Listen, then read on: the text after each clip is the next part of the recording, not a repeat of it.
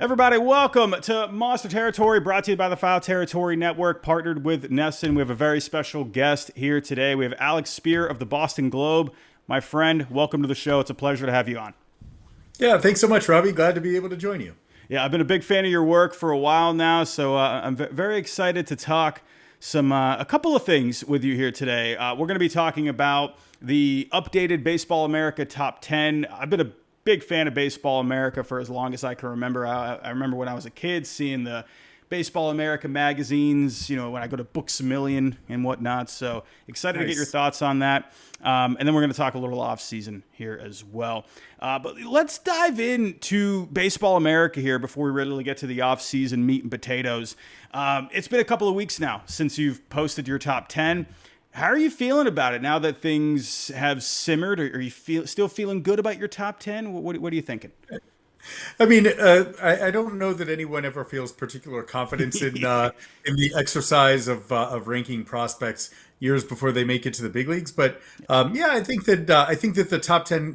I it used to be that I would really wrestle like forever and ever with like, oh my gosh, like this is the end of the world. I have to get these right. And ultimately, you do enough of them that you're like, no one gets these things right. Like No. it is an exercise in projection that has all kinds of uncertainty. Each layer of the minor leagues that guys haven't gotten to is another level of uncertainty that goes into their prospect status. So you do the best you can and try to get as much information, as many perspectives as you can on why guys rank where they do, and you roll. Oh, trust me. We have the channel here, Monster Territory, but on my main channel on YouTube, I'll do my predictions and everything every year. Everyone gets a hoot out of them, and I wrestle with it until like 5 a.m., even into the next morning. I know exactly how you feel on that. But we have a couple of names at the top that I think no one's really surprised about. You got Peyton Totally, Connolly early up there. But anyone in the top 10 that you find fascinating that that you could see maybe taking a big step forward this year, someone that maybe we don't have our eyes on as of right now that maybe could take a step into Fenway Park at one point this year? Step into Fenway Park. I think that there are probably a couple of candidates. Obviously, Tolley and Early have already gotten to Fenway, as has Justinson Garcia. But there is an outside chance that you could have someone like a Franklin Arias, like depending on the health of the rest of the roster. He's starting the year in Double A, which means that if he is, if they have a need to lock down shortstop defensively, then he would be a guy who he's the number two prospect who really could boost himself pretty quickly. And then beyond that, you're looking at guys who are going to be entering the year like in the back of the top 10, a lot of lower levels guys. So those are probably not prominent candidates to be contributors at Fenway Park this year. But yeah, I think that that is one of the interesting elements of the system right now. You do have a kind of longer timeline, a longer time horizon for them to contribute. The one other guy who does have a chance to kind of zoom up in the system, or two guys, are Kyson Witherspoon, the first round pick from this past year, and there's a decent chance that he starts in Double A. He's super advanced. He's way more advanced than Peyton Tolley was at the beginning of 2025. So there's a chance he could rush through to the big leagues. And then Luis Perales was a guy who they were having conversations about bringing him up to the big leagues, even up to the end of the season. So he's another guy who has a chance to contribute, maybe even out of spring training, depending on what the bullpen needs are. Yeah, and absolutely with those two names, completely agree. One name that I got my eyes on a bit is Juan Valera.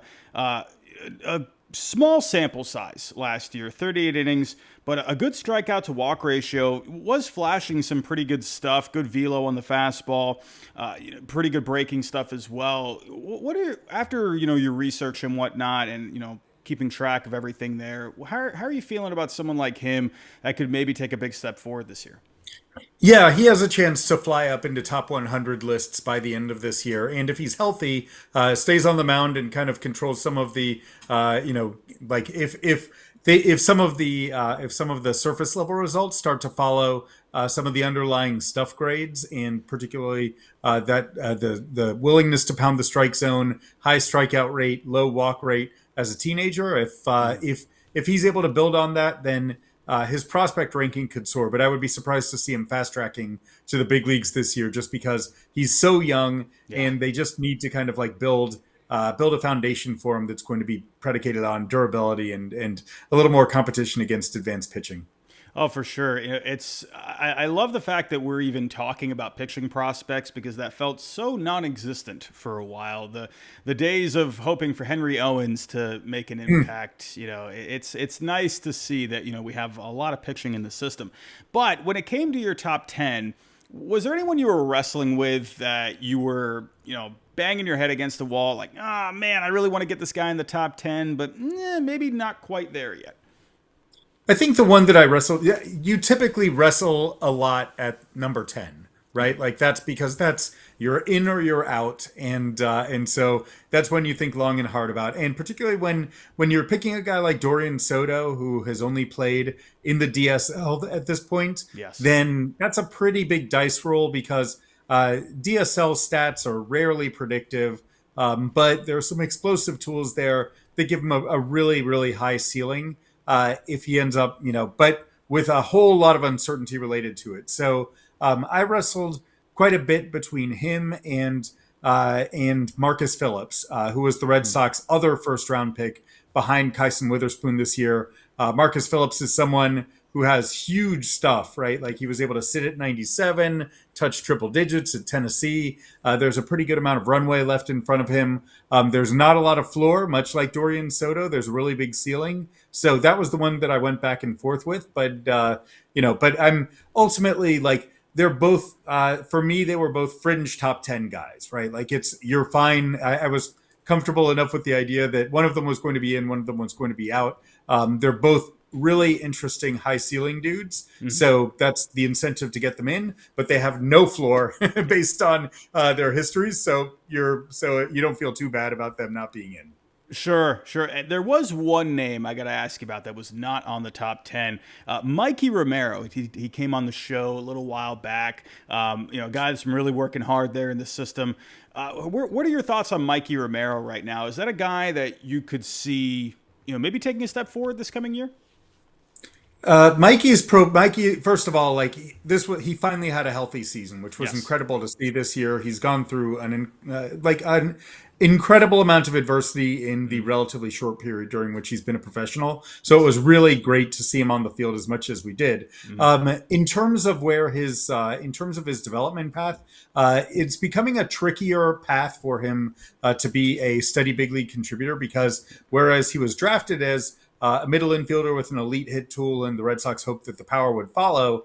Instead, he's kind of moved off into more of a corner profile. So he spent most of his time once he got to AAA at third base, rather than still being at second base. Like maybe he's a guy who his range has not held to what the Red Sox expected at the time that they drafted him. So from that vantage point, it's a trickier profile to be an impact contributor. That Sure. said, like I do think that it's worth keeping in mind that Mikey Romero played this year as a 21-year-old reaching AAA. He's been pushed aggressively with a relative paucity of experience on a level by level basis. So, is it possible that he could kind of more narrowly hone in on his swing decisions and chase a little bit less, be a little bit more controlled because he does have that interesting ability to drive the ball from gap to gap? That could happen, but I think that I think that his it's in terms of where he sits in the prospect realm of how he's projected. I do think that he's fallen back a little bit. Yeah, I mean, when you take a look at the numbers from this past year, the slugging looked good at a 452, but the strikeouts were up. 17 home runs. It'll be interesting to see. First round pick a couple of years ago, so we'll see what ends up happening. But overall, I was pretty happy with the top 10. I think a lot of people out there would say that. KP, the website is chubbyshorts.com. The brand is Chubby's, but it's not just shorts. Yeah, don't be fooled by the website's name. This is a one-stop shop for all things that I love. Swimming trunks, golf polos, and even flannels. It fits me perfectly. One Stop Shop is the place to go. Yes, sir. KP, I've been wearing their flannel overshirt. It's like my favorite flannel and your softest sweater having a little baby. It's the best of both worlds. Classic flannel look with the warmth of a fleece. And we know it's that time of year to pull that off. The Chubbies flannel overshirt. It feels like your favorite flannel, but with the warmth of a cozy sweater. And for a limited time, Chubbies is giving our listeners 20% off your purchase at Chubbies with the promo code FOUL at checkout. But if it's Black Friday, skip the code. Take advantage of an even bigger markdown during their exclusive Black Friday sale. Just head to chubbiesshorts.com and make sure to support the show by telling them that Foul Territory sent you. But we have other things to talk about here, Alex. We all love the prospects, right? We all love, the potential, but we all love the off season as well. We all love the gossip, the rumors. And we've had an interesting start to the offseason here so far. We knew kind of what the needs were coming into this offseason. You knew you needed some power in the middle of the order after trading away Raffy. You needed someone behind Garrett Crochet. They acquired Sonny Gray. But you had an article here today. You're getting some opinions around the league. What are the thoughts on Sonny Gray as a number 2? The consensus seems to be, from what you gathered, that he's a very good number 3. That's kind of the way I saw. I said like an 8 or a 9 out of 10 as a number 3, maybe like a 6 out of 10 as a 2. Kind of what are your thoughts right now with the Red Sox rotation, and based off of gut feeling, people you've talked to, where do you see the game plan being for the rotation this offseason? Yeah, well, I think that the Red Sox upgraded their rotation, right? I think that Sonny Gray is probably a better option right now than Brian Bayo, for instance, as a number 2 starter, simply because he misses more bats than Bayo and does a pretty good job of controlling the quality of contact, limiting the amount of the number of, I do think that the way that he handles righties is going to be a pretty interesting fit for Fenway Park, because he is able to avoid right-handed air pull, which is that's a big part of the game, and so makes him a nice fit. The interesting thing for me about Sonny Gray in going through this exercise of not only asking is Sonny Gray number 2, but kind of asking what is a number 2 starter? What are the components that go into that, right? Like, is it durability, which is high on the list? Well, Sonny Gray has been averaging about 177 innings for the last 3 years, which is something 7th in Major League Baseball, 1 inning behind Dylan Cease, right? Yeah. Like the guy who just signed for 7 and 210. So that's interesting, right? Even though he's 36, so there's a cliff there. You don't know exactly where it is, but recent precedent suggests that he does a pretty good job of staying on the mound. And then you look at things that that pitchers really have the most control over, strikeout and walk rate being at the top of the list. He looks basically identical to Joe Ryan, right? Like, which is super interesting that there are a lot of elements of his game that that are Joe Ryan-ish. Yeah. There's reason to believe in Joe Ryan ahead of him, right? Like, if you were to look at stuff plus grades or control plus grades or command plus grades, Joe Ryan beats Sonny Gray in all of those categories. And yet what Sonny Gray does as a manipulator of pitches of the baseball is really good, right? Like there's a lot of quality to it. But it's very fair to ask, is he a number 3? Is he a number 2? In terms of like, and it was interesting because I expected there to be more data-driven kind of conclusions, or at least definitions about like what's a 3, what's a 2, and it remains the case instead that throughout baseball, when you reach out to front office members or scouts, most of them are still going by more subjective tests like, is this a dude you'd want to make 2 starts for you in a postseason series? Yeah. If yes, he's a number 2. If no, you're not feeling, then he's not a number 2. So that's kind of where things stand. And the 4 people I surveyed who are all outside of the organization all came away saying not a number 2, very good number 3 for Sonny Gray. Yeah, I'm kind of in the same boat. I'm glad you brought up, the batted ball profile. And it's funny, too, against lefties in his career, right around 46% pull rate against lefties. So that's going to work very well with guys like Wilyer Abreu out in right field. And like you said, against righties tend to, go more oppo center. So that's going to be very good with the outfield there. I think there's a lot of little things with Sonny Gray where I think that could end up being a great fit. One guy he kind of reminds me of mentality-wise is Jake Peavy a little bit, right? Kind of has sort of that sort of competitiveness, right? That sort of moxie out there, right? He's a guy that's going to be out there and he's going to be just competing, So that was I don't know, it gives me that vibe a little bit. We'll see how it goes, but I do think there was a lot of good, little things about it. He's a good pitcher, one way or the Yes. other. Like, he's upgraded the Red Sox staff. I think Yes.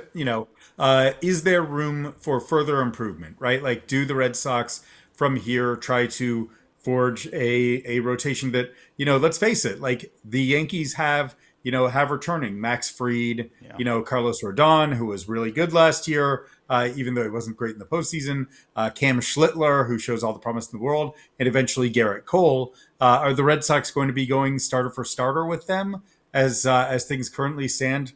You would have to you would have to squint and see this realm of possibility for a guy like Connolly Early or for Brian Bayo to take a next step forward. It would be, if you were to conclude that they're able to keep up, it would be based on projection rather than what actually happened in the recent past. But of course, front offices operate in the world of projection.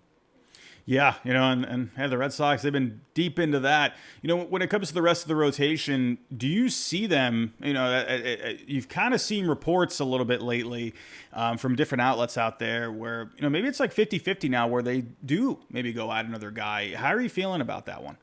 Well, I don't know that I would say it's 50-50. I think that what the words that you're going to hear very often in the days to come are people with the Red Sox saying keeping our options open, right? Like they're going to, they're going to look for the way to make the most significant upgrades at the best possible, or the price point that the price points that they find most tolerable. So so exactly what form that takes, not sure, but I think that they've made a commitment that they need to add like pure power in the lineup, right?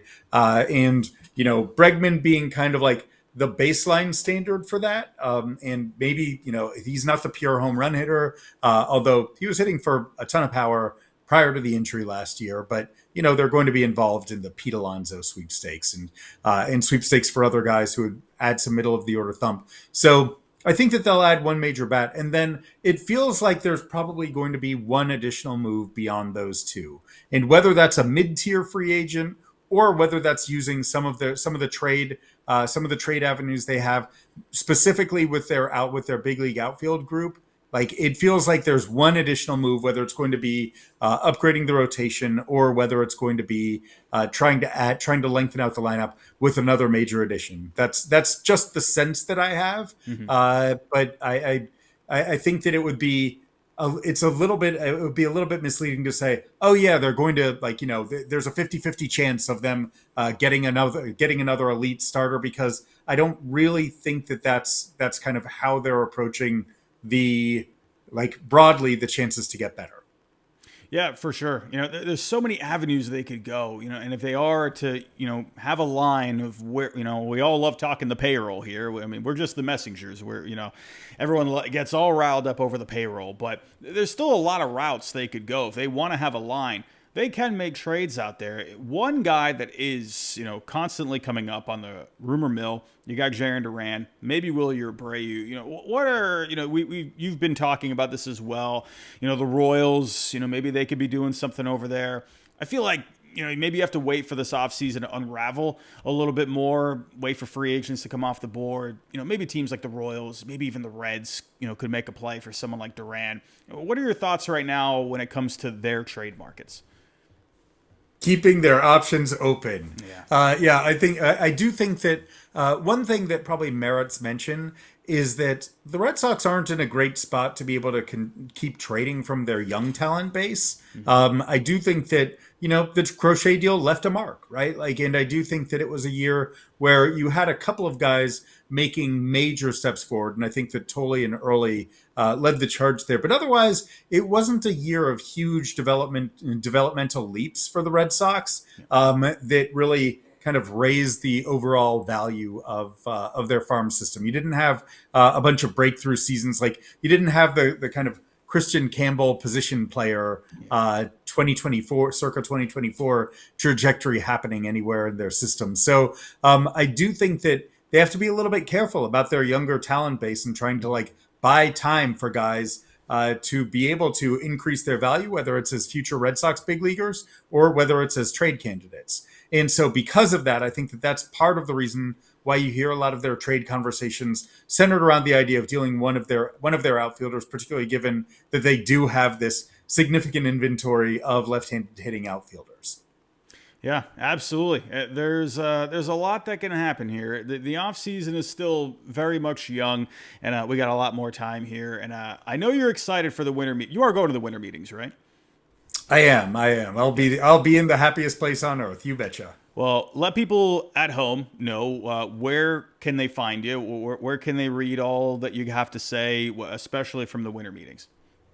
You can always go to bostonglobe.com where my colleagues and I will all be filing our dispatches about the latest that we're hearing. And I am now on Blue Sky, so you're welcome to follow me on Alex Speier on my Blue Sky handle, BS handle, if you will, is Alex Speier. So pretty straightforward, but. Yeah, it's always a pleasure to be able to hear from anyone who's taking the time to read, and I really appreciate the chance to chat with you, Robbie. Absolutely. Thank you so much for coming on today with all the information, all the little golden tidbits.